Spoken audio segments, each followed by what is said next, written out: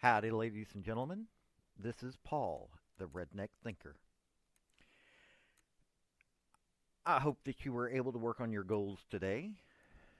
If you're a new listener, I want you to know that having goals is a very important thing. You need to set up your life so that you are constantly moving forward. Now, it's not always easy to have those things, and you might get beat down by life.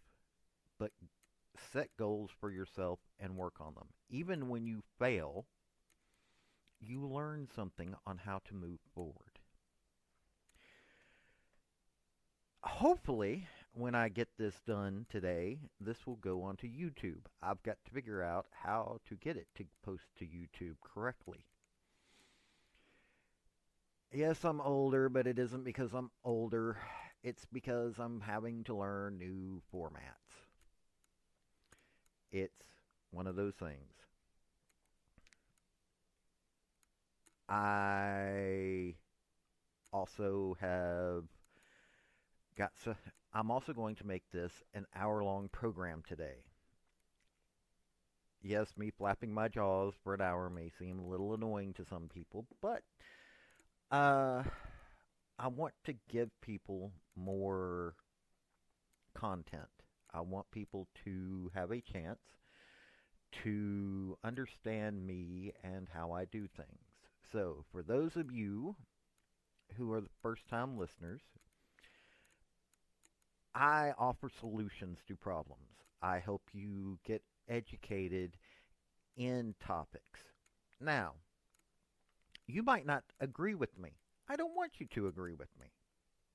I want you to understand at least one side of an issue. If you don't agree with me, you may have another side that you may know about. Or, by listening to me, you may want to look up what it is and become educated as to why you disagree with me. That is a good thing. Disagreeing with me is not a bad thing in my eyes. I want people who are willing to understand both my side, their side, and, in this nation, other people's sides. So, if you're listening to me and you disagree with me, good. Don't get hateful. Don't get argumentative. I am more than up for a debate. I am not going to sit here and yell and scream. This is not a University of Tennessee football game. And I am not going to get on here and yell and scream. I raise my voice on occasion. Me and the raising of my voice, I have never understood my own self on that matter. But I do. I get passionate just like everybody else. So, and if you're a new listener, I talk about history. I talk about politics. I talk about college sports. Um, One of the things that I am passionate about is college football. But I love college sports overall. Women's college basketball. I love how everybody is jumping on that bandwagon. I'm from Tennessee. We had Pat Head Summit. Women's college basketball, ladies and gentlemen, is a tradition where we're from. Knoxville, Tennessee is where the Women's College Hall of Fame is. So, ladies and gentlemen, I'm glad you're now on the bandwagon, but ladies and gentlemen, I've been on that bandwagon. Welcome aboard. I had an interview that I published today on my Redneck Thinker blog spot. Uh, it was with Tommy Hanson. He is running in the Illinois 5th Congressional District against a gentleman by the last name of Quigley. Hanson is running on the GOP side, and I sent out a questionnaire to quite a few people who are running on the GOP side. This was not a pop culture questionnaire. By no means do I ask pop culture questions. I ask about issues that are relevant to everybody, even if they are not aware that they are relevant. Tommy Hanson is somebody who owns a small business that deals with commercial real estate and development. In other words, he understands small business. He understands real estate. Now, while yes, having somebody in there that is not a lawyer, which Quigley is, the Democrat, that doesn't, it's not so much about the small business, it's that he has knowledge about real estate. Here's a fun fact for all of you people listening here. The United States government owns a ton of land and buildings that are not being used. These are not national parks. These are not areas that are doing anything but sitting there crumbling. They're being disused. They might get the grass cut, but the buildings themselves are crumbling because they're not used. It's not like our government is able to keep anything from crumbling, including itself. This is a gentleman that could take on that issue, understand that issue, give informed commentary on that issue, and get rid of a burden to the taxpayers. Selling off land is a good thing, especially when it could be used for a better purpose. So, a gentleman who answers in the way that he answered is somebody I would like to see get into Congress. Yes, he is in a Democrat stronghold. As a matter of fact, this is a seat that Rahm Emanuel held. Mr. Hanson has an uphill battle. We, the people who want to see change, should stand there and give this man a chance if we can, in my opinion. I am not necessarily endorsing him. I am giving you an option that is going against what has been a failing situation for decades. We need to get this to become something other than a Democrat seat. And Mr. Hanson is somebody who I honestly believe could make a major difference. His understanding of real estate really is something that is necessary. All voices are necessary. But this is yet another change that could occur. We also have military bases. I talked about this yesterday. We have military bases that aren't being used. Tyler Perry was able to get his hands on one in Atlanta. He turned it into a studio. I talked about that yesterday. So, this is a chance. This is a chance for people to have a new voice in Congress that is not part of the establishment. A new voice that understands why we need to get rid of the buildings that the federal government is not using, and there is a mass amount of these buildings. Get rid of the burden of all of these old military bases that we are not using and turn them into something productive. Now,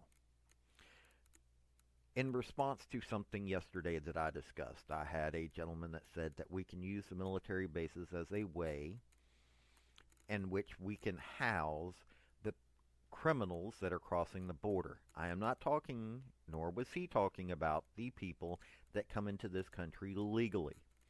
He is talking about the people that come up from the southern border and from other means. Here is something that is never covered.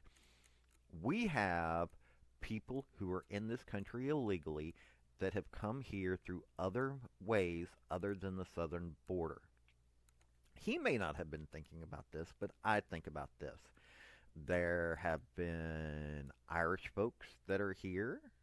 There have been Russian folks that are here that are not here legally. So those are white folks, ladies and gentlemen.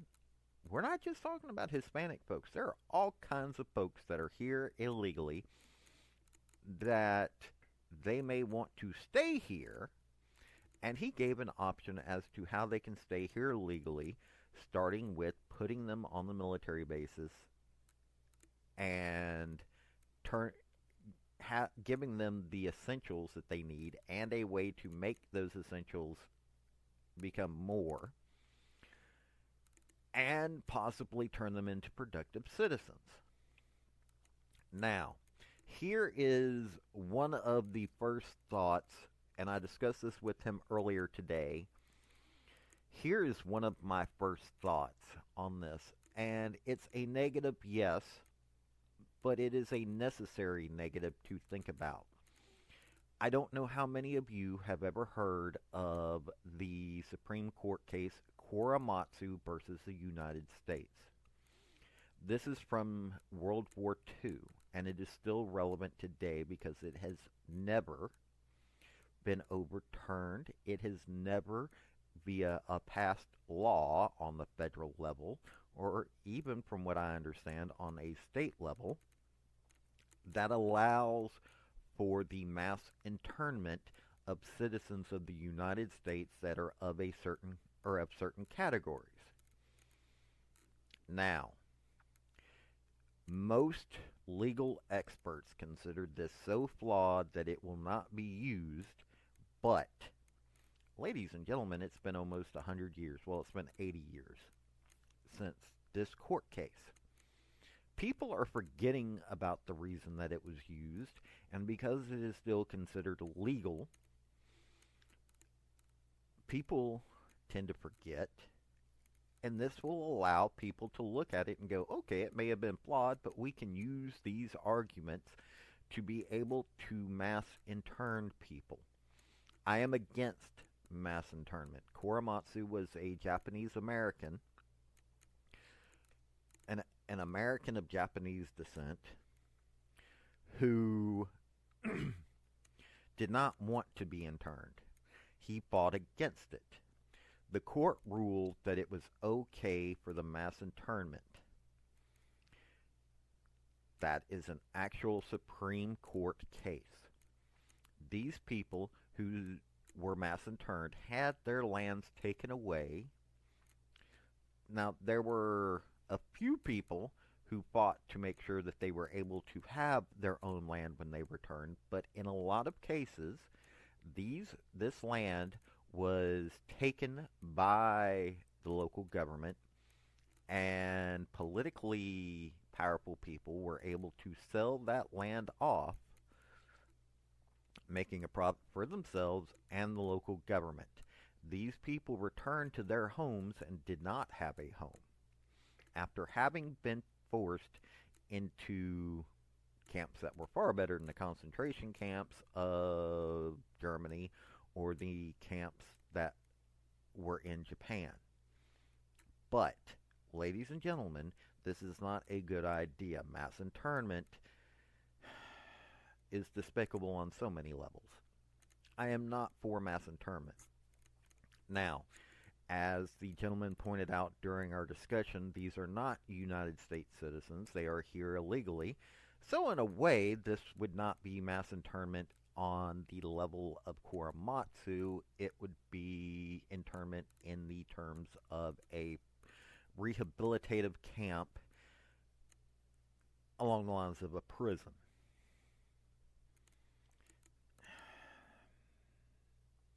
There are a lot of arguments for and against this situation. I am not saying that I am endorsing. I'm not saying that I'm not endorsing. I am saying that this is something that people need to discuss on a larger scale, because we can't continue to house and give welfare to those people that come into this country illegally and take from U.S. citizens. Well, the taxpayers specifically. We have a welfare class in this country. Good, bad, and different, we have them. Not all of the folks that come up here illegally are looking to be on welfare. I have met some that are willing to work, but to do so, they are committing a felony because most of the time, these folks are using somebody else's identification. It's identification theft. That is a felony. It ruins people that have their identity stolen in so many different ways. Even though that these people are doing it so that they can work and are not doing necessarily any other criminal activity, identity theft is still a crime, and they're committing yet another crime. Coming into the country illegally is a crime. Unlike what AOC thinks, that's another thing that I, I realize anybody that is from New York City of her district, you voted for her, or a mass amount of you voted for her. Not everybody did, but a mass amount of you voted for her, and you picked her to represent you. If you will actually listen to her, I know she is attempting to do gotcha politics, which is sad. She by no means is Daniel Patrick Moynihan. If you don't know who Daniel Patrick Moynihan is, you need to seriously look him up. Agree with him, disagree with him, he was still one of the great thinkers within my lifetime of the Democrat Party. He was well versed on every topic that he discussed. He was not someone that is going to sit there and misunderstand whether crossing the border illegally is a crime. He was not somebody who would sit there and say that RICO is not a crime. She, though, is somebody who is a common occurrence within our House of Representatives. We have too many on both sides of the aisle, so to speak, both GOP and Democrat Party. She is common among them. There are people of both parties that do not educate themselves before they open their mouth and start discussing topics. I personally would never want to be a politician. I can't lie that good. I can't screw over the American people in any way, shape, or form that good.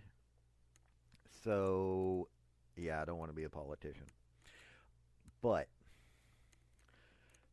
we continuously elect people like AOC. She is by far not the only one.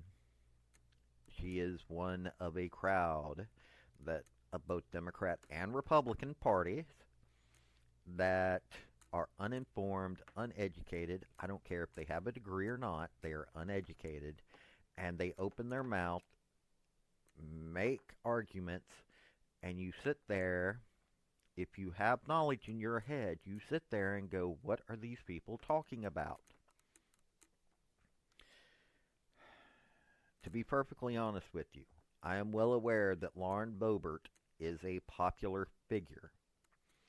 I think that what AOC is in the Democrat Party, Lauren Boebert is in the Republican Party. I have heard her make comments that I am sitting there going, really? Really, Colorado? I am well aware that she is a supporter of the Second Amendment. I am glad that there was somebody elected that is a supporter of the Second Amendment. I am well aware that she has other virtues, and I am sure that AOC has some virtues. But both of them open their mouths, and I sit there and I go, what? They are not the only ones, but they are some of the more newsworthy individuals. They are attractive. They are younger. So they're going to make the news because just putting their pictures get people to click on articles. So they get talked about. There are other members of Congress that have made comments that I'm just sitting there going, why are these people elected? But they are. The people are do not understand the full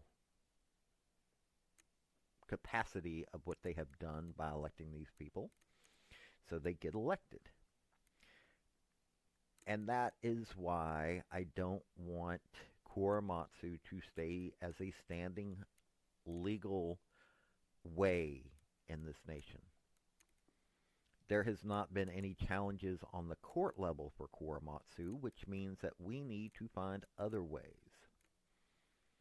to overturn that ruling. And while, yes, I have heard the experts say that it would not be used, that is now. What have you done for me now? Or done for me lately? Pardon me, that's what the statement is. Ladies and gentlemen, we have a government that has so many laws within it that make no sense whatsoever, written by people who make no sense whatsoever. I miss the Ron Pauls. I miss the Daniel Patrick Moynahans. I miss intelligent debate. Unfortunately, there have always been those politicians that have been elected that you're just sitting there reading or listening to them and you're going, why? Then there is yet another group that caused me to just be annoyed. That is the politicians that get elected and they do nothing of merit. Bernie Sanders actually falls in that category. While, yes, he runs his jaws, and he has made some intelligent comments.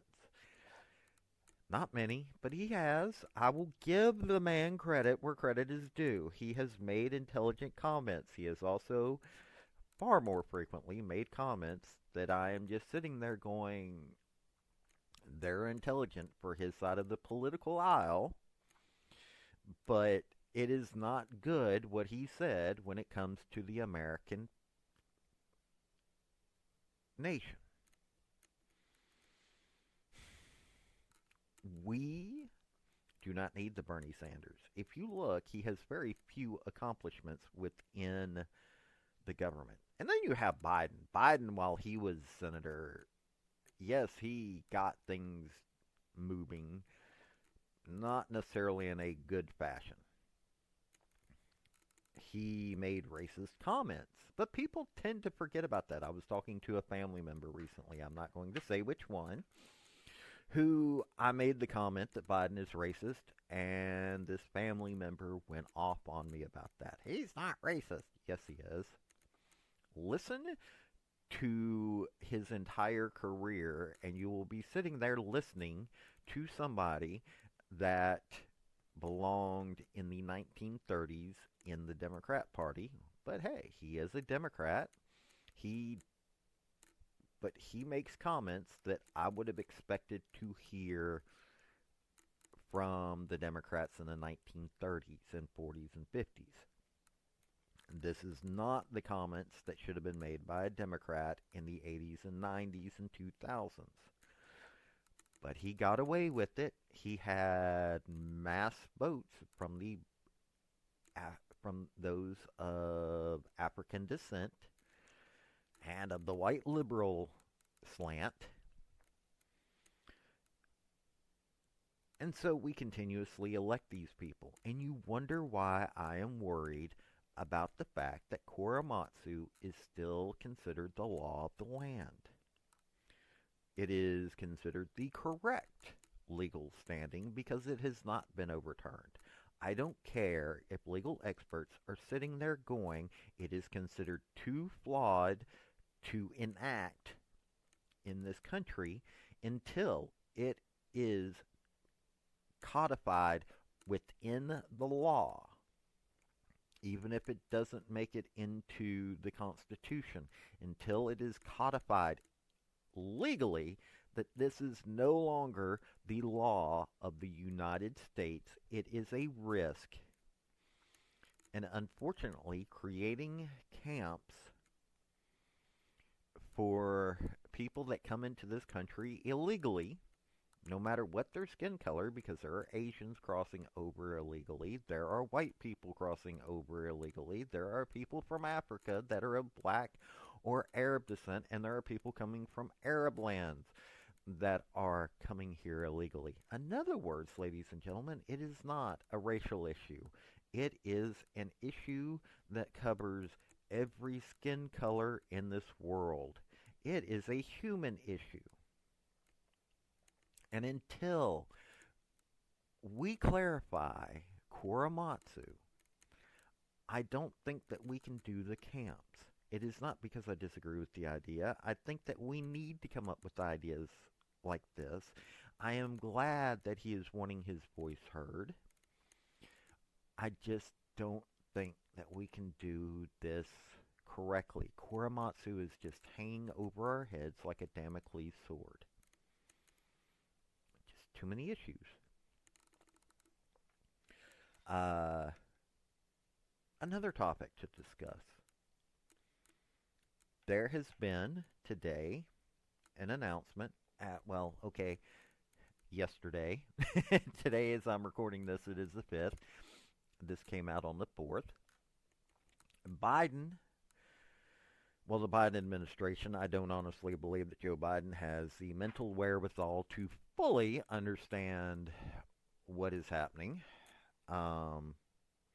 all the time. I'm sure that he has his moments where he has an understanding, but I don't think that he came up with this. They have made a rule change at the Office of Personnel Management, which is a government office that deals with personnel management. Hey, at least they were clear on what this office does. That further protects workers from being taken out of the government. That's just what this country needs. Further protections for government employees. As I say that sarcastically, I am not saying that because I actually mean it. You already have in place, in an article that I wrote today, I wrote in there that we already have in place civil service rules. That came about, the first civil service rules came about in the 1880s.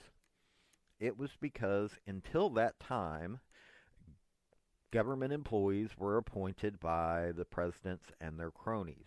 In other words, a job that was being filled by a Republican would then be filled by a Democrat as soon as a Democrat got elected, and the job would switch back to being a Republican when a Republican got elected.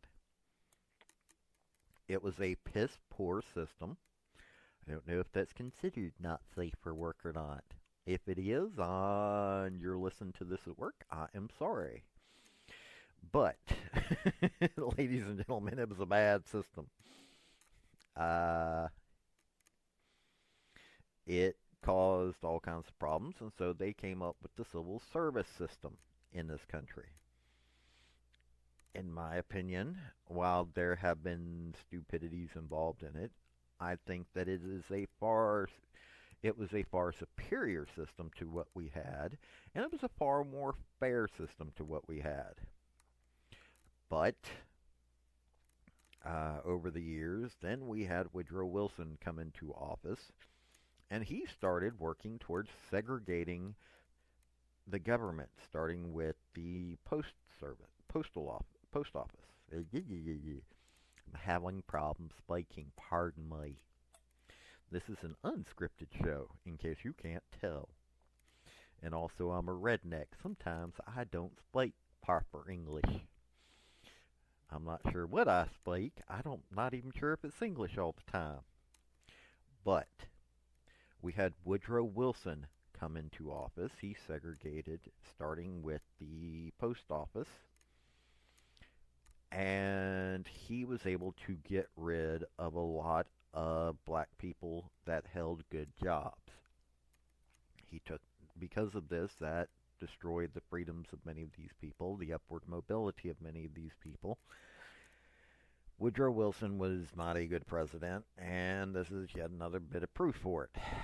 And as you read up on that part of American history, you find that the or that there were quite a few black folks that voted for him, and they protested this, talking about how they voted for him and how, because of their vote, they were hoping that he would protect them.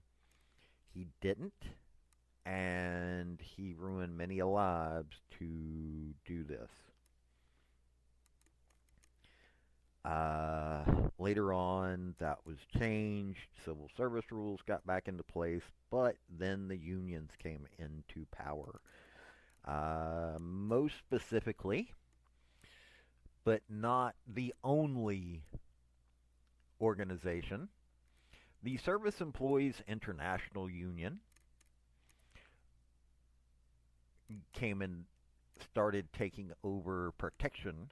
While they still have the civil service rules, they now have a union protecting them. There are several other unions that are protecting them, but civil service and unions are protecting these men and women. This is not a good thing, because here's all of these people, so many of these people, who have been proven to be corrupt, that are getting protected by these rules. I've written on some of this. There are so many other reasons to cull the federal government, just for the simple savings of our tax dollars.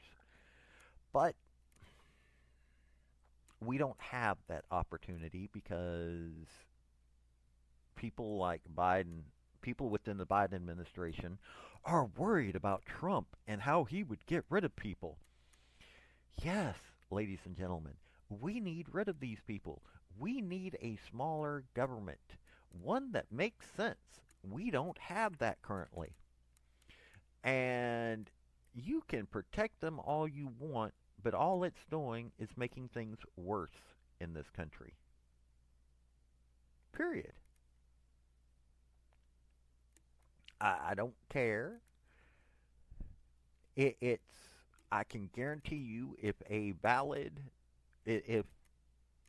valid people who understand what's going on walk into these offices, they will figure out really quickly what is happening. So, we need to get rid of not all of the protections. I am not saying that federal employees should not have normal protections. I am not saying that they should not have protections from the political caste. I am saying that there are too many federal employees. There are like 2.2 million federal employees. The federal government is one of the largest employers, and many of these employees aren't doing anything that is productive.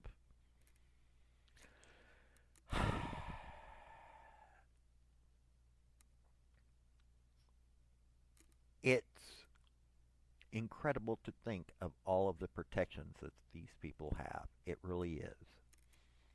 That needs to end. And we're the only ones that can put people into office that can stop this. Yes, our voting is important.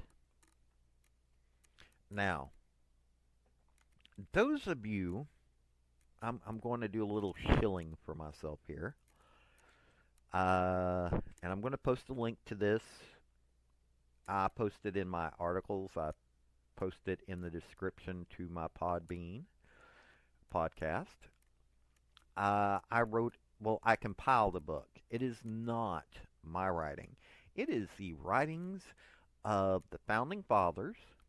It is the writings of a gentleman by the name of Blackstone, who was a legal expert that many of those that wrote the laws for this country back in the start, including the Bill of Rights, read up on. He was an Englishman that the Blackstone commentaries are amazing to read through. There's a lot to them. And also, I used the writings of people that learned under the Founding Fathers on certain issues. Uh, it is called the Founding Freedoms Primer. It is on itch.io. It is free. You can download it. It is via Twine. It was me experimenting with something, but it is not my writing. It is the writings of the people that founded this country and shaped this country, and it is based around the Bill of Rights. On itch.io, it is on there under Freedom VN, which is also my Patreon, Freedom Visual Novel. I am considering whether I want to create more visual novels. I wrote this like a year ago. Well, I compiled this like a year ago. If you want to truly know via the Bill of Rights what our founding fathers thought on topics, this is a perfect way for you to learn. You don't have to pay a dime. You can download it for free. Now, if you would be nice and want to give me money, it gives you that option as well. It is written in a way that you can actually learn. I break it down via each one of the subcategories within each one of the Bill of Rights. So the First Amendment doesn't just have the First Amendment. It breaks it down via the freedom of religion, the freedom of speech, freedom of assembly, all of that. Second Amendment covers militias. Second Amendment also covers the freedom of the American citizenry to protect themselves with firearms.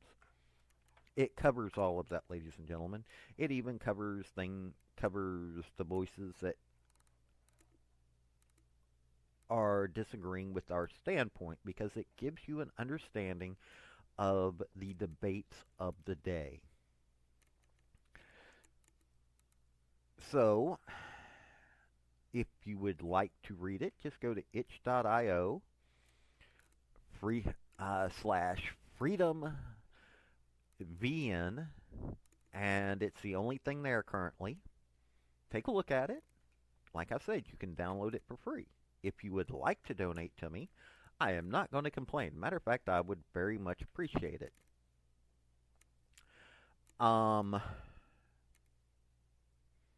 We need to get back to that. I said that I am going to try to help you, my listeners, my readers, all of you, learn more on a topic. Now, there are times I'm going to get a little bit more passionate about certain topics, and I may sound like a political demagogue. You will have to pardon my those passions that I get, just like everybody else gets, will sometimes come away a little bit too much. But that's the point, ladies and gentlemen. It is the point that we need to be passionate about our freedom. We need to be passionate about those things that we care about. I'm writing a book currently. I'm actually working on 3 books currently, because one topic might get a little boring for me. I'm writing one fiction book. That fiction book, sometimes I will think, okay, how can I make this better? How can I make the story better? I'm shaping more than just this book, though. I am creating a universe with this, with not just this book, but also I'm world building, as the term is in literature, because I want to write more of this than just one book. I am writing a book on members of the University of Tennessee football team that served in World War I and World War II. One of the men who played football for the University of Tennessee was Clifton Cates. Clifton Cates was a commandant of the Marine Corps. He got his law degree. Okay, back then, law degrees came in different ways. So he was only there for a few years, played football while he was at University of Tennessee, got his law degree, passed the bar, and then World War I happened. He joined the Marine Corps, went to Europe, fought at Belleau Wood. For those of you who are not Marines but have heard the term devil dog, to fight at Belleau Wood, this is where we got the nickname devil dog, because how hard that two regiments of Marines fought against the best of the best of the German military. They said that we fought like Teufelhunden, which is the highest compliment that they could give their enemies. Teufelhunden translates to English as devil dogs. They called us devil dogs, and we took that name proudly. So, Clifton Cates is one of the original devil dogs in the Marine Corps. He then went on to fight in World War II. He stayed in the Marine Corps, fought in World War II. He was at Guadalcanal. He was one of the unit commanders at Guadalcanal. Guadalcanal was the turning point for the Japanese army. While, yes, it still took us a few more years to defeat the Japanese military, they threw so much at the Marines, this one Marine division plus a few other forces. They had to keep sending troops in there and keep sending. Yes, we took some losses, but the Japanese took a whole lot more losses. It proved that the Japanese were not invincible fighters, and it proved that the Marine Corps can sit there and fight a pitched battle and win. We also had, he fought all over the place, but by the time of the Korean War, he had become the Commandant of the Marine Corps. He had to fight with President Harry Truman. Harry Truman did not like the Marine Corps. Because of Clifton Cates, even though I don't understand why the two of them did not get along, because both of them had ties to Missouri, even though Cates was from Tiptonville, Tennessee. He was educated his early years at an academy in Missouri. They both had Missouri ties, but the two of them did not necessarily get along, even though they were both World War I veterans, as well as having connections to Missouri. They didn't get along because Truman did not like the Marine Corps, and he tried to get rid of the Marine Corps. He preferred listening to Curtis LeMay, who thought that we should fight all wars with nuclear weapons and mass bombings. Thankfully, while, yes, that thought process was strong for many years, that has gone away. But he is one of the people that I am researching for this book. There are all kinds of people that played at the University of Tennessee and went on to fight in World War I and World War II. The other book that I have just recently started, because I think it is a topic that needs to be discussed, is I am writing on the Department of Interior. I see the Department of Interior as one of the more corrupt departments within the U.S. government. I think people need to be educated on that. That is what I do. I want to educate people. I want to give people a voice. And I want to give people a chance to hear something that isn't about pop culture. I don't sit here. Well, yes, I can discuss gaming. I play Minecraft, I play Star Trek Online, and I just started playing a game called Lost Ark. I played the original Civilization. I still do. There's a place that I can play the original Civilization, and I still do on occasion. There are other games I play, but those are the three main games. Minecraft is just fun, and I've played Star Trek Online for years along with Minecraft, and I've just, like I said, started playing Lost Ark. That's an interesting game. That may not have as much longevity for me as it does other people, but it's a fun game currently. Um, I can talk about that, but why have an entire podcast on that? There are other people that have those. There are other people's talking about all the pop culture. I call it pop culture politics. Hey, these are the things that I am not. I'm going to talk about the more boring topics in a way. I'm going to talk about those topics such as rare earth minerals. I'm going to talk about uranium. I'm going to talk about the different departments within the federal government because these are what's affecting people even if they don't realize it. People may not realize the incompetence, the it's not just incompetence. No, the government is not all incompetent, but there is a lot of incompetency. I'm going to talk about the corruption, such as DOJ has a habit of having people that they know for a fact broke laws that they will not prosecute. The Department of Interior at least has those people getting prosecuted that break the law, but there's an overall corruption that is happening within the Department of Interior. We need to talk about that. We need to talk about the fact that the Department of Energy is doing things that is hurting our energy production in this country. And I'm just going to keep talking about these topics, though it might bore some people. If you listen to me, you might see why we're having problems with this government. And it doesn't matter. I'm going to talk about topics, though, yes, I have a conservative leaning slant on these topics.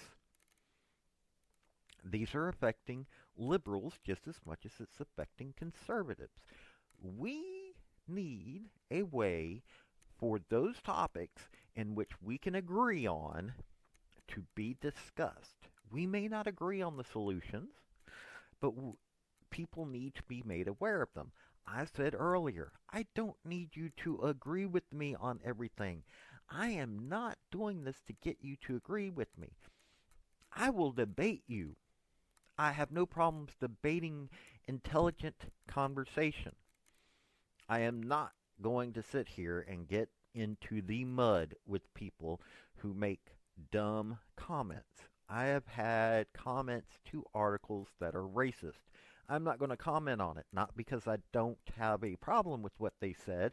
I'm not going to agree with it because it gives them a larger voice. I am not. When people call me names, there are times that I unfortunately get into the mud and make stupid comments, as all humans do. Call me names. I don't care. But if you're willing to meet with me or if you're willing to meet with me in the chat in the different locations in which you can talk with me and have intelligent conversation with me even if we don't agree with one another, that is a good thing. That means that we are putting forth a topic that needs to be discussed in a manner that it needs to be discussed, because if other people read this, they will see there's more than one side to an issue and become educated themselves. So, as I said, if you disagree with me, I don't mind it. I want you to disagree with me. I don't want you to disagree with me on everything. But if you do, fine. Let's discuss it. We need true debate back in this country. We need to discuss the topics that truly make an impact. I can't discuss. Do I want to see men dressed as women competing against women in sports? No. But let me tell you, I am not Riley Gaines. I am not any of the women who can discuss that topic. I can be in disagreement with it and not discuss it all the time. I'm not wanting to discuss that because I am of no part of that argument. I am not going to watch a game or a competition in which a guy is dressed as a woman competing against women. I'm just not. If there are certain things that I think that, hey, if you're doing it in the privacy of your home or just in general, but you're not doing anything that is affecting other people, I don't mind that you do things. I could care less that you do things. As long as you are not doing things to kids, fine. I don't care. That is a topic that is a pop culture topic. There are other people discussing those topics, and I'm not going to. We need a smaller government. That is where I will argue about. That is where I will discuss about. That was where I will get people knowing what's going on.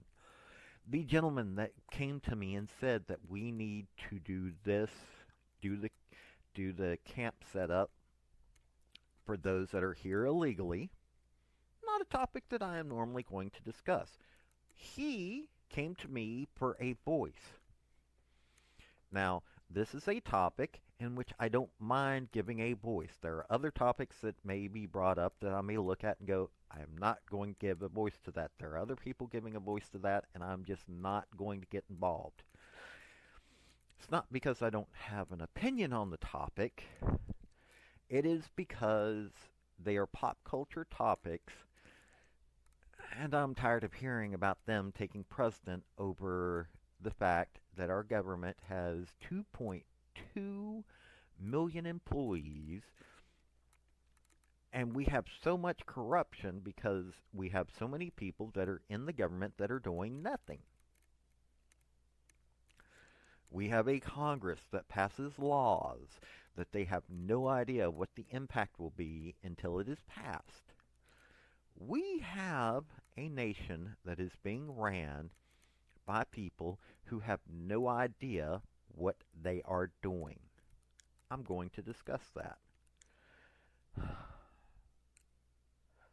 I need your help. I need you to discuss with me what you disagree about or what you agree about. That is one way for me to grow. If you would like to help me financially, go ahead and help me financially. I have a Patreon. I will post the link to it. I will provide you products such as my Founding Freedoms Primer that you can utilize to read, to get better informed. Hey, that's another way that you can help me financially. Because I want to grow. I want to be able to give voice, like I said, to other people. I want to help educate people. I want to also bring in other people to help me. To do that, I don't want volunteers. Now, if it comes to a Discord channel, I might have moderators that aren't paid.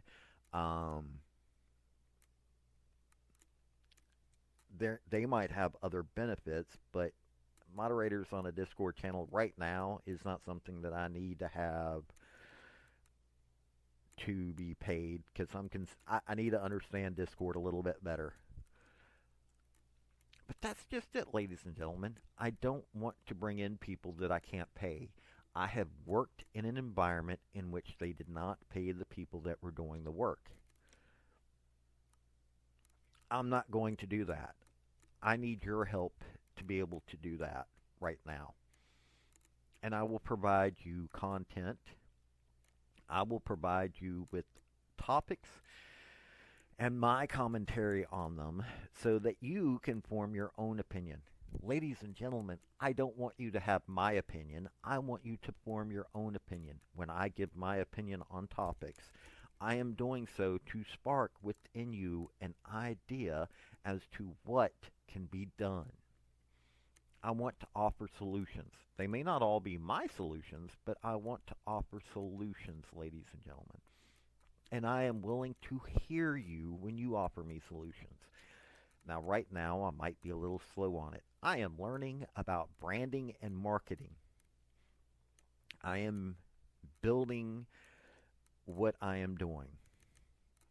That takes time because I don't understand branding and marketing. So I am doing this in a way that I can learn what I am doing, and I am trying to make sure that I create something that will last the test of time. There we go. That's the phrase. Now, I am the Redneck Thinker.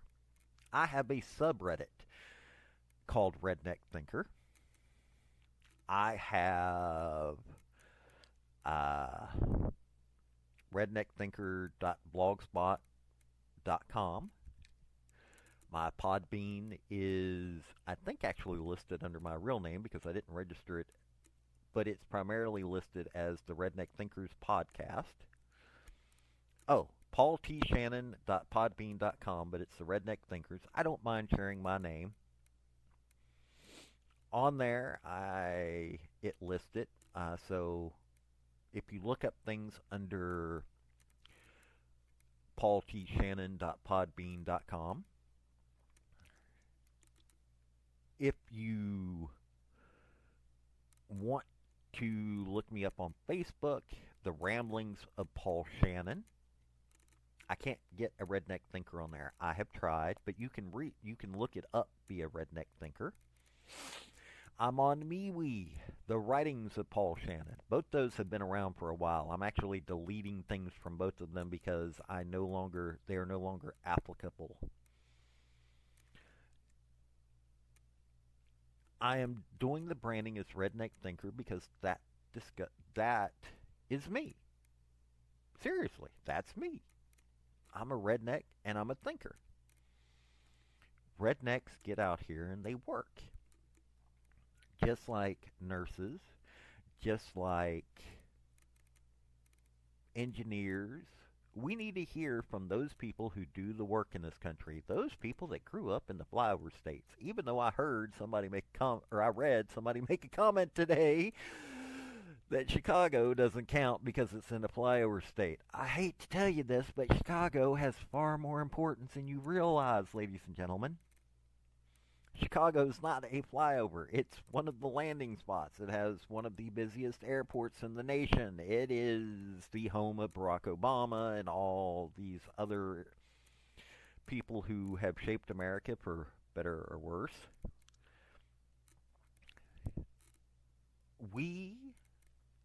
And that's something that comment showed me that I need to keep reaching. I need to keep giving ideas.